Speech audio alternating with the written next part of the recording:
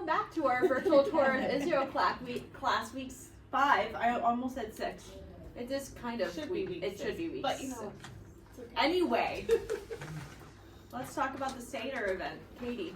Yeah, so it's coming up March 7th. That's actually right around the corner. So you can sign up after the service in the back in the foyer today. I think, do we have a sign up list yet? I'm not sure if that's ready, the sign up list yet. But please come and join us for the Seder on March 7th at 11 a.m. If you have kids, you can bring your kids along. Daughters. Yes. I was like, yes, sorry. I meant to say daughters. Daughters. Daughters, please. I'm bring Molly. I'm doing the great. ladies event. I'm doing great. I'm just like all good.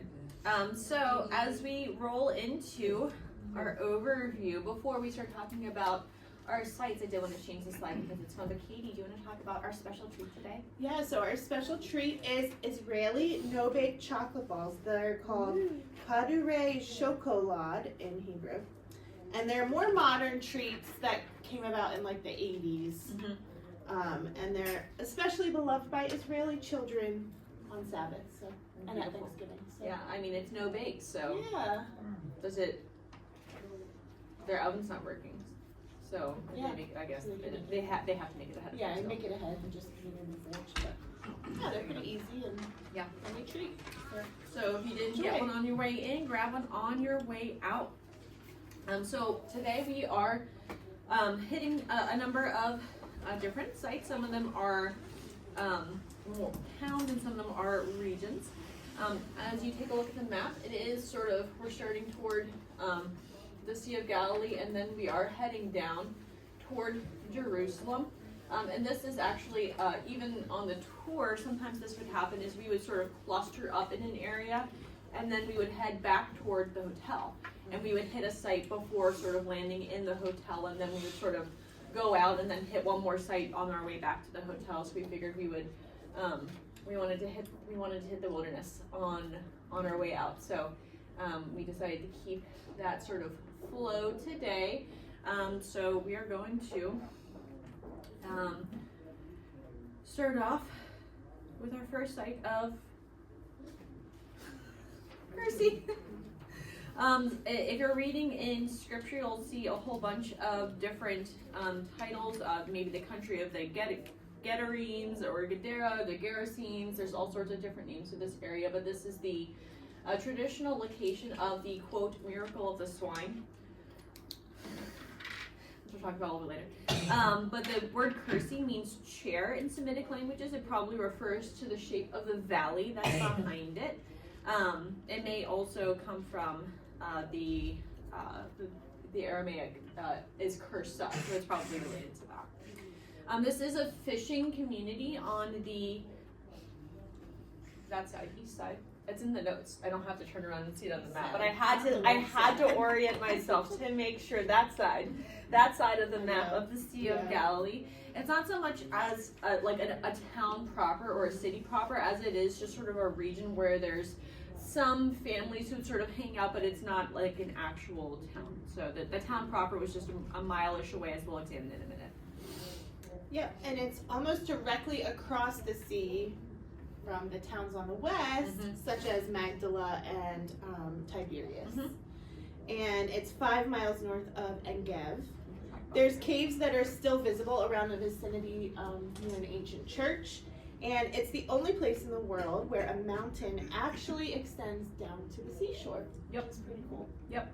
And we're gonna watch now a very short clip of a video, and my thing's gonna freeze. It's all good. And if you were here with us on Tuesday, a couple of weeks ago, you've already seen this, but get ready. Building up the anticipation. This is the miracle of Jesus casting the demons into the swine. Sorry, I don't know why it's not going through the whole thing. We know this event happened directly on the Sea of Galilee because we know that the swine ran down a steep embankment and into the sea. They ran down the steep embankment into the sea. I'm just going to do the galaxy bus.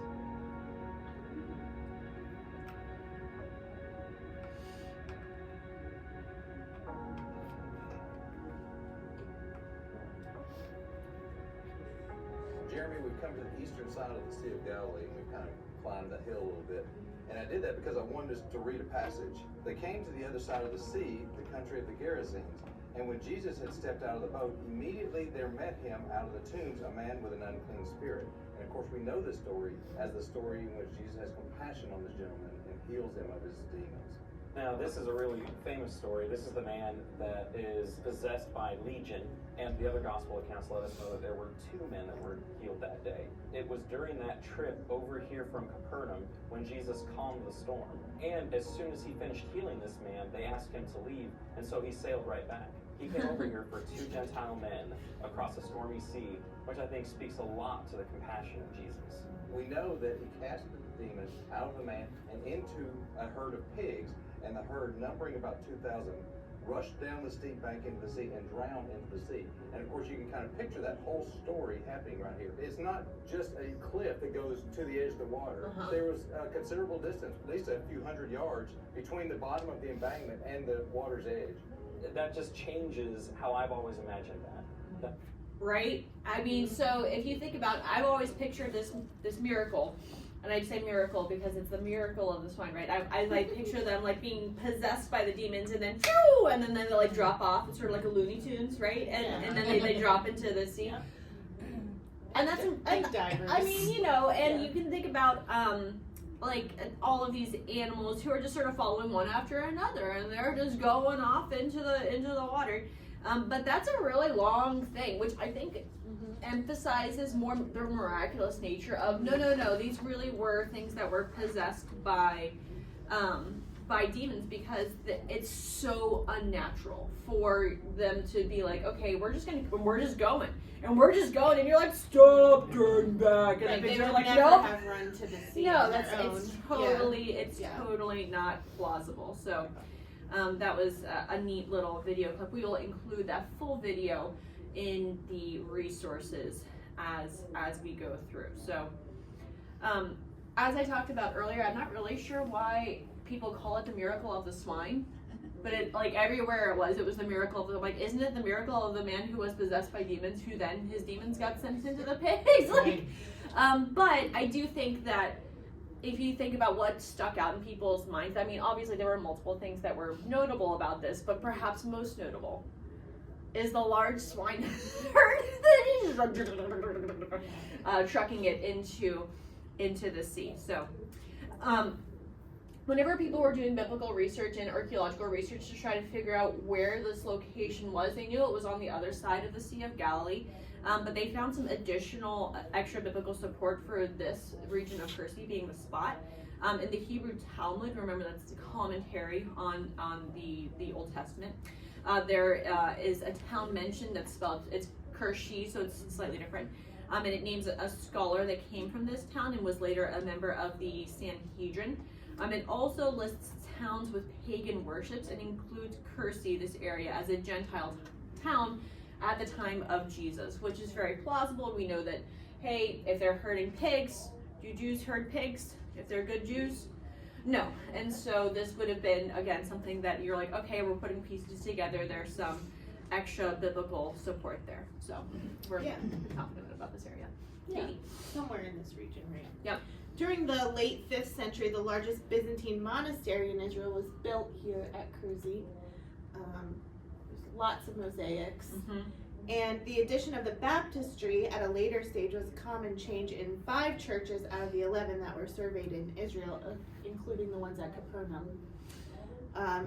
It happened in the same time, probably linked to a growing number of people being baptized as part of their conversion to Christianity during the 6th century, or due to space constraints or economic reasons. The monastery was destroyed by an earthquake in 749 AD. And then as a result, archaeologists have been digging and finding things. Yep. Just like in a lot of other places we've visited. Yep. The church was lost until it was uncovered in 1970 by the building, actually, of a new road. If you go back a slide, you can see the new road. Okay, a couple slides, sorry. You can see the road and you can see the wall. So building the new road, they ran into the wall. They were like, of the oh, monastery. haha, oops. Yeah. Just kidding, let's detour. Yep. So, And then in 1982, the site was open to the public as a national park. now they also, I was actually, I don't know why I was so excited about the underwater harbor. I'm like, oh, they found an underwater harbor too, and I couldn't find a picture of that particular harbor, so I don't have a picture of that one. Okay. But they did find, like we talked about, a whole bunch of other things whenever I was there. These are pictures that I took of the mosaics that were available for viewing. There are nicer pictures online, but these are the ones that I took. So, and it was really neat just to see, again, the level of detail in these mosaics and just the beauty that they crafted into, and again, being in so far removed from these circumstances and from these times, sometimes I get a little bit of chronological snobbery where I look back at those, and I'm like, oh, those primitives, and they were living in like the Stone Age, and but they did have really beautiful things, and they had beautiful artwork, and certainly there were a lot of places that were poor, and you see a lot of the poverty and a lot of like some of the things that we might consider to be more typical from our mindset. But I think that's pausing on some of these things. It just helps to reorient us a little bit to see that there was some nuance to their living conditions too. Yeah. So there's also, they found some coins from this region too, from Gadara, that depict Roman war vessels. This one, it's hard to see on this picture, but it's actually like a naval ship. And so possibly commemorating the mock naval battles held at the nearby Tel Harbor. Yep. Tel Samra. And like the other sites we visited in recent years, excavations have been ongoing. In the early 2000s, a bath complex was actually found in the north part of this site with cold and hot pools. It's like a large 100 square meter complex, and it served like Christian pilgrims who would visit the area and probably stay at the monastery. So it leads scholars to believe that the monastery also served as a guest house. Which is cool. Yeah, really cool. So let's move on to the biblical significance. We talked about the miracle of the swine. Yep. And I think it's interesting for this story as we think about the significance in our lives. Jesus frequently, whenever he either does a miracle or he heals someone or he does something really cool, he's like, hey, don't tell anybody about this or anything. You're like, keep it to yourself. Especially early in his ministry. But here we see Jesus telling the man, hey, go and tell everybody that you know. And I think that this, again, Jesus' knowledge of both his audience and of his mission, right? That he knew, hey, whenever the times were drawing near to its close, who was the one who are the people who actually ended up getting him killed? It was the spearheaded by the Jewish religious leaders, specifically the members of the Sanhedrin, the Sadducees, and some of the Pharisees, and the Roman political leaders. As Jesus is thinking about news of him spreading, and we read in the gospel accounts of, hey, he was so well known at this point that he couldn't go anywhere anymore because people were like, they're crowding around him. But whenever he's in these Gentile areas, he's like, hey, or even like in Samaria, he's like, hey, no, go ahead and spread this good news. And he commissions them to go out, which is cool. Yeah, and this is a clear demonstration of his power, his exousia, if you've been in Tuesday night Bible study, over the works of Satan. And he's demonstrating his authority not only in front of crowds, but also in private. Like, there weren't people there watching because they avoided this area because of the crazy people. Demons. Those are the crazy people. Yeah. Mariah, so is it safe to assume that he was a Gentile? Yeah. So that kind of shows a diversion from Definitely. as well. Yeah. That he And I came think- not just for the Jews. Yeah, but even also. in the video, they mentioned that he specifically crossed the water. Like, he did a whole boat trip just to see these two Gentile men, and then went back over because the people were scared. So definitely. Which also shows us pictures of his divine authority, knowing they were there, going to them. Yeah. When other people were avoiding them. But then, interestingly, the town avoids them. Yes. But then after they hear it, then they come out and see what happens. So yeah. It is Yeah. really, really interesting. Testimony is really powerful. Definitely. Yeah. I also appreciate from the story that Jesus, whenever the man, especially from the one story, the one man comes to him and he says, "Hey, I want to follow you," Mm-hmm. and Jesus doesn't say what I would expect, which is, he doesn't say, "Awesome, come follow me." He's like, "No, go home and tell everybody." And I think that's so interesting because sometimes in my mind, I feel like everybody is called to follow Jesus the same way, and we're not. I'm like, oh, well, if I'm called to follow Jesus in this way, then surely everybody is called to follow Jesus in the same way. And then we start to look down on people who aren't following him in the same way, and that's just not the way that God works. He has different missions for each one of us. We have different gifts, personalities, relational networks, and ultimately different callings. And so it was a challenge to me to both not to to look askance at how somebody else is following, but also to follow Jesus, how he's Yeah, it would be following me. cool to see the ripple effect. Yes. Of what when he didn't and stayed, and Yep. who he told and who got affected. Absolutely. Now, a close by site, it's really just like a mile-ish up the road is Susita or Hippos. And its name means horse in all of the languages, so in both Aramaic and in Greek. Yeah, it's situated on top of a steep plateau that, from the aerial view, looks like a saddle or a horse's head. Now, I don't know how they would have. Obviously, when they named it, they didn't have an aerial view. So I don't know. But Who take knows? that for what it's worth. Yeah. It's behind Engev on the eastern side of the Sea of Galilee, and it's also due east of Tiberias in Magdala. Yep. And it towers over 1,000 feet above the Sea of Galilee, so it's pretty high. Yep.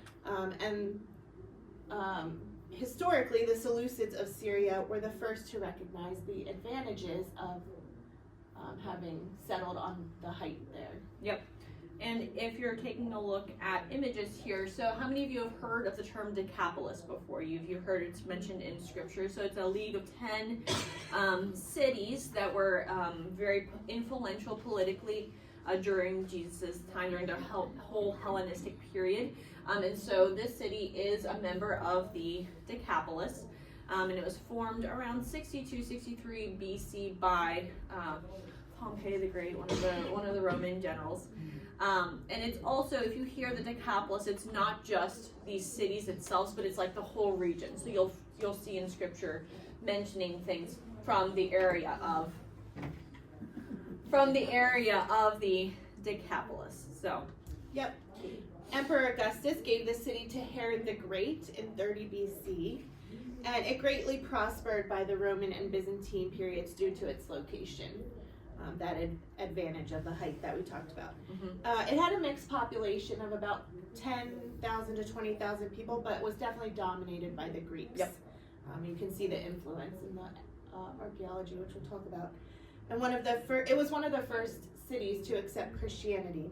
There's remains of 5 Byzantine churches here at Susita Hippos. Yep. And there's a baptistry with an inscribed date of AD 591 at the Cathedral of Hippos Susita. And the inscriptions, as you'll see later on, add a lot of detail to what we know about these locations. For example, there's an inscription to the church father Eusebius, Yep. Which helps with dating and things like that. we don't have a picture of those, but we do have a picture of a mosaic at something called the Burnt Church. And again, this is cool. The mosaic depicts 5 loaves and 2 fish, like the ones that they used to feed the 5,000 men. So again, this corroboration of these biblical events. And we have an even cooler mosaic. Yeah, so like I said, there's some inscriptions that really help. This one reads, "Peace be with the elders," and this was found just a couple years ago, actually, because it's an ongoing excavation site. And it's thought to be, it says, "Peace be with the," did I say that already? I'm sorry, I already said, "Peace be with the elders." And it's thought to maybe be like the first an early nursing home, yeah. which I thought was really interesting. So I found a website that has been, recording all the archaeology of the findings here at Susita, and so it has really cool pictures. So we just wanted to kind of show you the aerial view like Mariah had. Yeah, you can see the archaeologists kind of excavating. And it's interesting, I read that they'll Ignore the excavate, gods. they'll excavate and then they'll recover it with dirt to protect it. So I liked this one. yeah, Let's the get the fish. peacock. Yeah. Oh, the peacock. Yeah, so we're like, why a peacock? And then I actually was looking it up. I went on a little bit of a tangent. And in early Christian art and tradition, the peacock is actually a symbol of immortality and eternal life. And it's used in Jewish pictures of with the menorah and stuff. Yeah, I thought that was cool. So Yeah, a cool, like we said, a very really cool cool website. article website. We will include that one in the Yep. thingy thing as well. I don't know where my slideshow. Where's my slideshow? Why are you not at the next slide? Yeah, so in AD 48, Syria controlled this site and had an army base, and the kibbutz attacked from behind and captured Susita.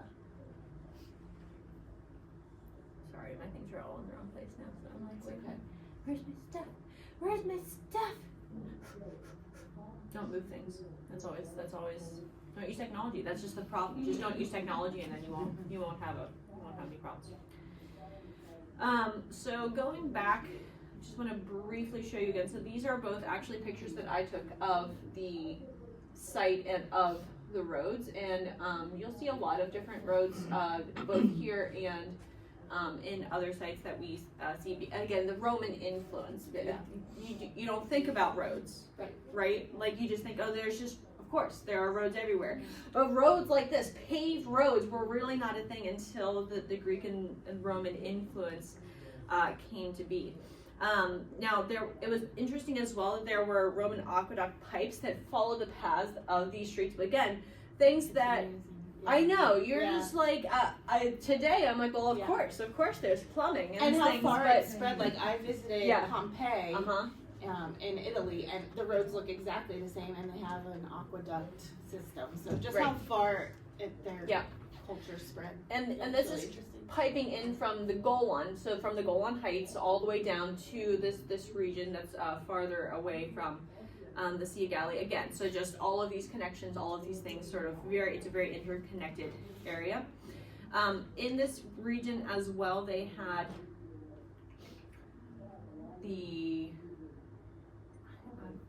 my brain is not putting together the pictures where I thought it's fine. There was also a forum and things like that, so this is where people would encounter each other on more of a daily basis. And the forum had all of these walkways surrounded by colonnades, and so you can imagine this is the kind of space. And of course, this is the church. Again, I'm not complete. There's probably a picture later that I'm going to find and be like, oh, this is what I was thinking about. But images like this, where there are colonnades, are where you can sort of imagine Paul going and preaching to those different Gentile crowds. So. Yep. And like so many other cities, it was destroyed by an earthquake in 747 AD. Yep. Now, during excavations of this church, there was a limestone sarcophagus found. Oh, you saved one. Dang it! I didn't click on that one. I clicked on this one. PowerPoint. Don't blame I was Melissa. like, that's not the thing. That's not the sarcophagus. That's the sarcophagus. That's it. There was a sarcophagus found that had a 60-year-old female. I'm always fascinated by how they can figure out how old people are by their bones. Also, side note, but just anytime they find skeletons, they can tell if it was a girl or a boy. I'm just saying, just throwing it out there. Anyway, and so they believe that this was a saint, a Christian who was buried in the church. The lid was inscribed with a cross and two Greek letters, Alpha and Omega, which are Christian symbols representing the God is eternal, beginning and the end. And what's fun is the church was built in a residential quarter dating from the 4th century.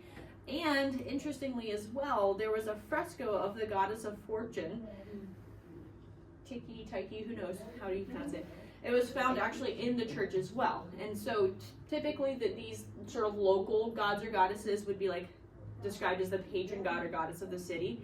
And a little bit of a theme that we're going to see today is the struggle with divided loyalties, is that there's this church that was clearly hey, we have the saint that was honored, but at the same time they have these inscriptions that are honoring the gods or the goddesses of the area. So really interesting there. Katie. Yeah, so looking at some of our biblical significance to the site, In Matthew 8, and then in the parallel accounts, after performing the miracle of the swine, the Gospel of Luke records that the healed man went away and told all over town how much Jesus had done. The miracle, like we said already, is identified as Curzy, but this is like the nearest town, so it's possible this is a town that he went to. Mm-hmm. Also, Matthew 5:14. This actually could be what Jesus is referring to whenever he's talking about his Sermon on the Mount, a city on a hill cannot be hidden. This picture shows from Susita looking out at some of the surrounding hillsides, so you can imagine Jesus being down in one of those ravines sort of and looking up and sort of pointing and being like, oh, you see that city up on the hill? It can't be hidden. People are like, oh yeah. And we know that, of course, rabbis are renowned for pointing to very tangible things that people can see, things that people can touch. And so this is a possible site for what was being referred to there. Yeah, and in Matthew 4, Mark 5, and Mark 7, Susita and Hippos is a member of the Decapolis, like we talked about earlier, and it's a group of the 10 pagan cities, or Gentile cities, mentioned in the New Testament. Yep. And so you'll see that again referenced throughout the New Testament. As we think about practical perspectives sort of coming out of this site, first of all, again, we'll talk about this later as well, but the difficulty of keeping our loyalty focused wholly on Christ, and even just in little ways that we can have, even if we're super excited about a sports team or a politician or friends or it's so easy for our hearts to be pulled in directions that aren't to Christ. And as we were thinking about the city on the hill, recently I was reading a commentary that was talking about cities and their responsibility for the people who were on the outskirts of, literally on the outskirts. And we say that because they're poor, they don't have the social resources to be able to make it, and the city was responsible. If it was a good city, it would take those people actually inside, so they wouldn't be on the outskirts, and they would be a city that was known for welcoming people into the light.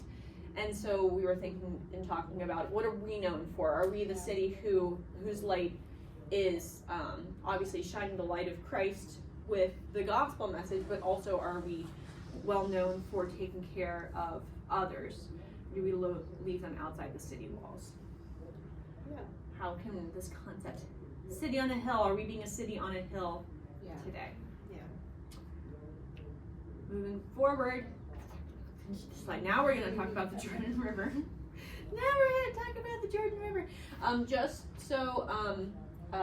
Actually, I don't need to say it. You'll also see somewhere on the handout, it's the phrase Yardenette is there as well. That's not the Jordan River itself. It is specifically a baptismal site on the banks of the Jordan River at the southern tip of the Sea of Galilee. And we actually, whenever I went there, we did have a baptismal service for our group while we were there. I did not get baptized because I had already been baptized twice. So I'll talk about that a little bit later. But Katie, go ahead and introduce us to the Jordan River. Yeah, so we all know, we've heard of the Jordan River. Yep. It was prominent in Israel's geography. It still is. Mm-hmm. And it was used continually in the Old Testament as a boundary marker between tribes and people groups, and as a point of reference. Yep. Also frequently presented as a barrier to be overcome. Yep. And it's Israel's only major river and the longest river in the Promised Land. Yep. With 4 sources, which we've kind of hit on some already in past classes. One is the Dan River, which is the longest and most important. The second is the Hatzbani, or Smear River. The Banias, remember Banias Falls, so that flowed into the Jordan. And also the Ayun River, which originates in Lebanon. Yep. And its course weaves through the Jordan River Valley, which is part of the Great Rift Valley that we talked about back when we introduced the class. Yep. It drops 2,600 feet in elevation from Mount Hermon to the Dead Sea. Yep. And its course, I said it weaves through the valley. It's kind of snake-like. It doesn't go straight. So right. We'll talk about that a little bit. Yep. Getting ahead of myself. It does contain 27 sets of rapids, varies from 3 to 10 feet deep and up to 90 feet wide. Now, I didn't get a chance to do any whitewater rafting or paddleboarding or anything fun whenever I was there, but these pictures do give a nice sampling of the different Like here, it's very calm, and you're like, that looks very boring, and then that you're like, that looks a little bit more exciting intense. there. So yeah. And also you can see the difference between like the clear, in some parts it's clear, in some parts it's very muddy and murky. I'll show you. Yes, we'll talk about that too. Mhm. So it's like if you were to go from Sea of Galilee to the Dead Sea, it's like 70 miles as the crow flies, but as the river winds, it's actually 135 miles-ish. And it's a pretty shallow river. It has a high water period from January to March and a low water period that occurs at the end of summer to the beginning of autumn, and pretty swift, like Mariah was saying. But it diminishes, the silt it collects and everything diminishes as it goes downstream. Yep. And because of this, because the flow is restricted, it's not generally favored as an area where people are like going to set up and be like, oh, we're going to set up next to the Jordan River, haha, because if you look at this water, does this look delicious and appetizing? And yeah, so this is a picture of Katie literally sent me a text like, what? No, I is want them on to guess what slop? they think it is. What do you guys think that is? Looks like an otter. It looks like an otter, doesn't it? I don't have those. No. It's a muskrat. Yeah. Apparently They're so from cute as far out as of the I water, can, but yeah, in the water they're scary. it looks a little bit terrifying. Apparently, blown up in shirt with my terrible camera. But so this is a picture I took of a muskrat during the baptism service, and I was like, ooh, forget about the baptisms. How about a muskrat? And again, this is another picture that I took at the Jordan River. And again, as I was looking at it, I was like, this is kind of nasty looking. Yeah.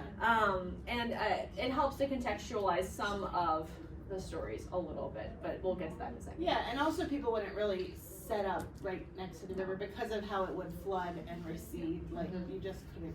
It wasn't dependable. Right. Yeah. Couldn't set up camp there.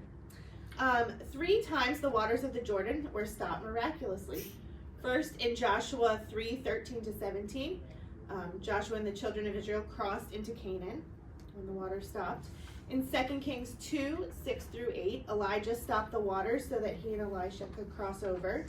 And in 2 Kings 2:12-15, Elisha crossed back over after Elijah was taken up into heaven. Yep. And then you can see here in this picture, if you see this little white building, this is actually the Degania Dam, and it was built in like 1930. It was completed, and it was built this is actually the southern tip of the Sea of Galilee. So behind this is the Sea of Galilee, and the dam has 2 floodgates that actually manage the water levels. So they manage the level depending on if it's the high season or the low season. They can regulate the flow into the Jordan River. And there's other dams too, but this is located. This is the Yardenit baptismal site that Mariah was talking about. Yeah. And as we think about archaeology and archaeological perspectives, obviously there's not, I mean, it's a river, so you're like, there's not. But the river itself is still there, and so Katie found something, really interesting perspective. Yeah, I was doing some research. This archaeologist said, standing on the edge of the tell each morning of the excavation and looking over the Jordan Valley, I wondered if I was standing in the very spot where Moses and the Israelites camped before entering Canaan. Behind me was Mount Nebo, where Moses was buried, and before me was the location of Israel's Jordan River crossing. I was within eyesight of both Elijah's translation to heaven in a whirlwind and John's baptism of Jesus. In the distance was the mound of the first city of the Israelites captured in Canaan, Jericho. Here in the eastern Jordan River Valley, I was truly standing in the midst of the Holy Land. Which is pretty cool. So the Jordan River is mentioned 181 times in the Old Testament, Yep. 18 in the New Testament. Yep. Deuteronomy 3:17 and 4:22 gives a boundary of the Promised Land, dividing the land between east and west. And in Deuteronomy 3:25-28, Moses was refused permission to cross. In Joshua 3, of course, we have Israelites actually crossing the Jordan on dry land to enter the Promised Land. And again, so based on some of the pictures that you're looking at, you're like, oh, that's not very impressive. All right, well, so that little thing was like, oh, well, maybe it was just like a little wind that sort of like, whoop, and then, oh, it was a dry season. But if you think about some of those sections and some of the times where it was like, there was a lot of water. And if you think about even crossing again, still water, whenever, like, that can be a pretty big hurdle, especially if you have all of those people, all of the children, all of the animals, All of this stuff. all of the stuff. Yeah. Anyway, and so thinking about, again, whenever the water is rushing and all of the danger that can come along with that, I like to picture it, of course, at its most epic, and I like to just sort of see the Jordan River like piling up into the sky whenever he stops it. That's what I like to imagine. Yeah. And in 2 Kings 5, Elisha sends Naaman to wash himself in the Jordan to be cleansed, even though it's muddy and murky. So. Yep. Again, yes. Yeah. Now we know why Naaman was like, "This is. I don't want to do that. How about? Why would I do that? Why would I go bathe in that water?" Yeah. Yeah. And then in 2 Kings 6, we know Elisha made an axe head float here in the Jordan River. Yep. And of course, in Matthew 3, in parallel accounts, John the Baptist baptizes Jesus and others as well. So Jordan River, definitely a very notable location. Yeah, and like I said, the river's power comes from a pure source, the springs from Mount Hermon, and those rivers up north. The further it flows from the source, the greater we see it get polluted. The weaker the current and the greater potential for ending up into the Dead Sea. Mm-hmm. And the river also stood as a point between God's promise and Israel's possession, which is interesting in Joshua 3. Mm-hmm. They could only claim the promise if they stepped out in faith, literally. Definitely. And as I think back on the Jordan River and thinking about the baptismal service that happened there, and of course we have baptisms that are happening today. I know, if we didn't have the snow, it would have lined up. Perfect. See how the Lord works things out. But as I think about in my life, so I was baptized twice. I was baptized whenever I was like 6, 7, something like that. 6, 7. 6 or 7. Oh boy. Whenever I was younger. And I remember saying very clearly, like the pastor asking, "So why do you want to be baptized?" And I was like, "Because Jesus told me to," you know, and like that's what I know that's what Jesus wants. And then I asked to be baptized again whenever I came to Berean, and I had been a part of the youth group, and I said, I want this to be my church home, and I want everybody here to know that I follow Jesus, and I want to have that public declaration of my identity in Christ. And so and have that accountability of, okay, there are people who are now holding me accountable to that, because it's so easy for, again, our hearts to become divided and pulled to the side. We do have a couple more sites to visit, so let's fly. Beth or Beit Shean. Katie. Yeah, it means house of security. Beth Shean is located 15 miles south of the Sea of Galilee and northeast of Mount Gilboa, and it's amply watered by the springs at the base of the tell. So we have another tell here. Yep. It's located at the juncture of the Jordan and Jezreel valleys, which connected the Via Maris, which we've mentioned a number of times before, and the King's Highway. So as we're thinking about this sort of path through, Jesus probably took this path as well as Abraham. And of course, right now, the pictures that we see are as it's sort of come into being as the capital of the Decapolis, but at one point it didn't look quite like this. So. Yeah, the city dates back to 5000 BC, and in ancient times, Beth Shean was important both militarily and economically. In its earliest days, it was an Egyptian administrative and military stronghold, and it might be the richest Egyptian discovery ever found in Israel. Yeah. In 322 BC, Alexander the Great actually swept the region and placed it under Western domination, with Hellenism as the main cultural influence. So we see a lot of Greek influence here in the architecture. Yep. In your handout, you'll see the name. Katie always looks up the pronunciations for these, and I'm like, I'm gonna be able to say it, and then I look at it and I'm like, I actually didn't look that one up, but I would say Scythopolis. Yeah, that sounds really good. I was gonna put the emphasis on completely different parts, so that sounds great. It became the capital of those 10 cities, and it's the only city that's west of the Jordan River. So this one was a really large location. It grew to over 40,000. So remember, Katie had mentioned one of the other cities, Hippos, was 10 to 20,000. This one was over 40,000. Beth or Beit Shean is also referred to as the Disneyland of archaeology. You can see even from this overview all of these different little things that they've tagged. We'll show you some additional pictures as well. It's still being excavated again today, and for me this is one of my most memorable sites because of all the, I will show a picture here, all of the columns. I remember distinctly like walking through the streets and seeing all like they're huge, these huge columns and things that were knocked over. So it was pretty cool.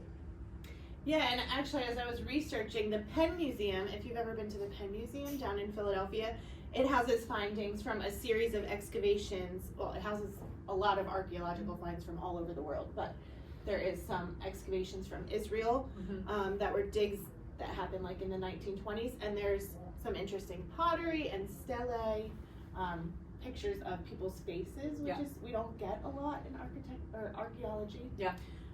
So it didn't make it into the slideshow, but we will send the link to you so you can kind of look at that. It's really interesting. Archaeologists have identified 20 distinct periods of settlement. So if you think of the layers like we've been talking about. Yep. The highest tell of the Old Testament city rises 260 feet, and the top of the tell has a commanding view of the two valleys on either side, featuring foundations of Canaanite temples and palaces with well-preserved mud brick structures.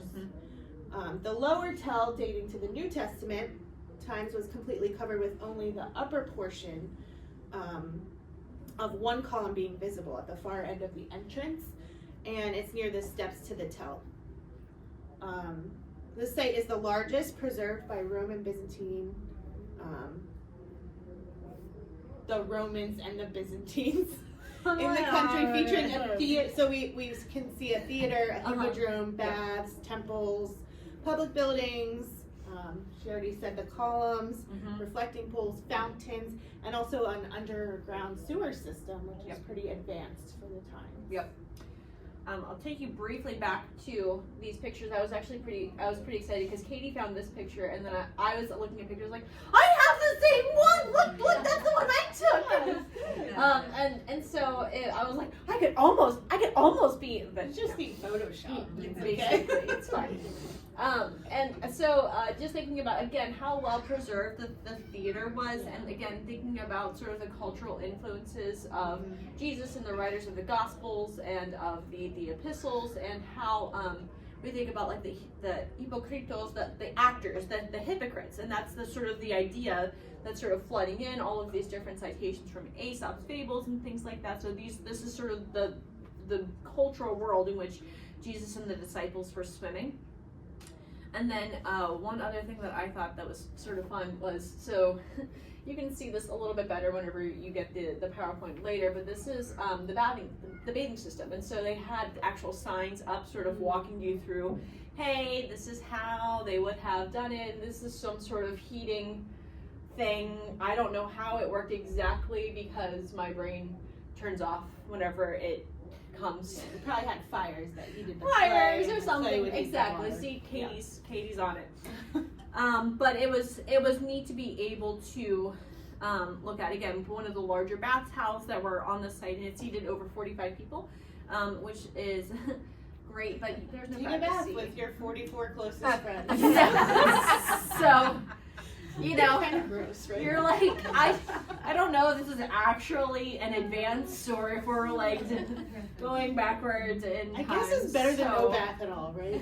I don't know, I guess. So let's talk about the biblical significance of Yeah, so House of Shan. Joshua 17, the Canaanite land was allotted to the tribe of Manasseh. Judges 1, the tribe of Manasseh did not drive out the Canaanites out of the region. Again, sort of we're seeing, okay, that they tried, but they didn't really, they weren't fully dedicated, and so we're seeing again another example of divided loyalty there. Just what the Lord says. In 1 Samuel 31, after the death of Saul and his 3 sons, the Philistines fastened their bodies to the wall. What's funny is, it's not funny, but it's kind of funny. Whenever I was looking through my pictures on Facebook, my caption for the first site for Beit Shean is, oh, this is where Saul's body was hung on the wall. So clearly it was something that was notable for the tour guide. And then in 1 Kings 4, it's mentioned as part of the 5th Solomonic district. And as briefly, we're thinking about, again, the divided loyalty. So, of course, we know that Saul ends up being rejected as king. Why? Because in 1 Samuel 15, he didn't obey the Lord. We get that famous line, to obey is better than sacrifice. Again, Saul thought, he was like, he built up this idea in his head of, oh, well, I'm going to spare the king of the Amalekites, and I'm going to spare the spoils to save him for the Lord. But he didn't just do what the Lord wanted. And how much trouble could we avoid if we just followed through with what God wanted?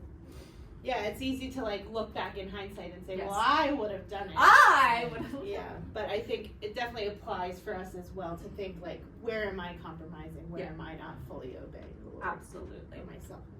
Yep. One more site for us to take a look at today. You're like, are you sure we're not done? We're not quite done. So Wadi Kelt, aka the wilderness of Judea, a really, really beautiful area, but also kind of scary. So southwest of Jericho. Yep. There's a canyon-like valley that runs through the hills of Judea into the plains of Jericho. And I don't know about you, but whenever I think about like desert, like typical desert, I think about like the Sahara Desert. And it's just like sand. Yeah. But that's, Yeah. I mean, there are areas where, like, you can look out and we'll show you a couple pictures where there's an expanse of that. But most of the Judean wilderness is more like gorgeous, where you're like, boom, and then there's still sand, but it's like twisty, curvy, all of these things. You never know what's right around the corner, and you have to trust your guide to sort of see where you're going. Yeah, it's a lot of barren landscape, and it starts near Bet Hanina in the north of Jerusalem and follows the Jordan River about 10 kilometers southeast of Jericho. This is a hike you can take. They recommend doing it in 2 days. It's about 11 miles. I liked the warning. It could be dangerous. Right? Say what? Robbers along the route. Oh, and stuff, goodness. so. Yep. You should hike there, but they don't guarantee it's safe. Yeah. So This is another one of At the your risk. locations that is possible that Jesus would have had in mind for telling the story of the Good Samaritan. So lots of places where you can get robbed in Israel. Smiley faces. And there's an impressive monastery named St. George's, and it was built by the Greek Orthodox Church on the bank of Wadi Kelt in the 5th century, about 3 miles from Jericho. So you can see. It's kind of built into the hill, which is really cool. I find fascinating how they Right? get it Isn't to this do that without fun? like No! Come back! That's not so fun. It's okay. We're almost done. And the medieval period identified the Wadi Kelt with the brook Cherith, where Elijah was fed by the ravens. And it has a chapel honoring Elijah. Oh, there it is. A little wiggle. So. Oh gosh. So Did you visit the monastery? I did not. What I did visit is, and I'll just pull this picture up real quick.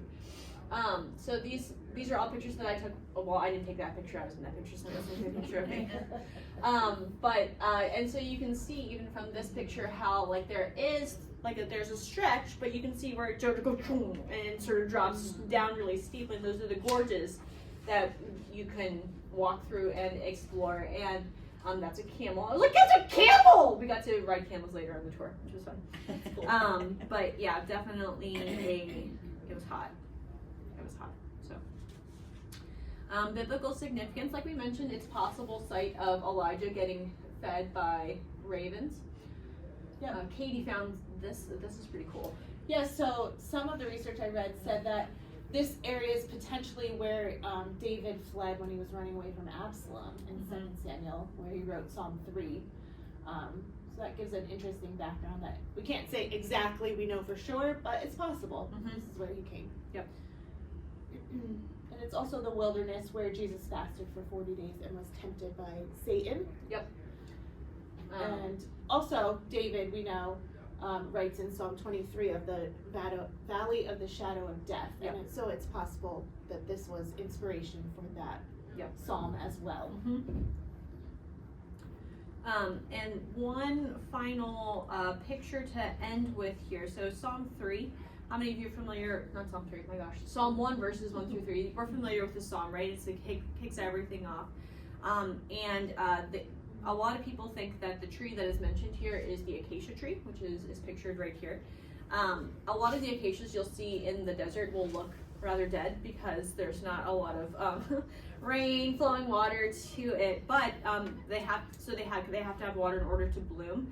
But they can sit dormant for quite a number of years. Some sources say up to even 12 years, possibly even longer. And it will sit and it looks dead, but as soon as the water comes, then it flourishes again.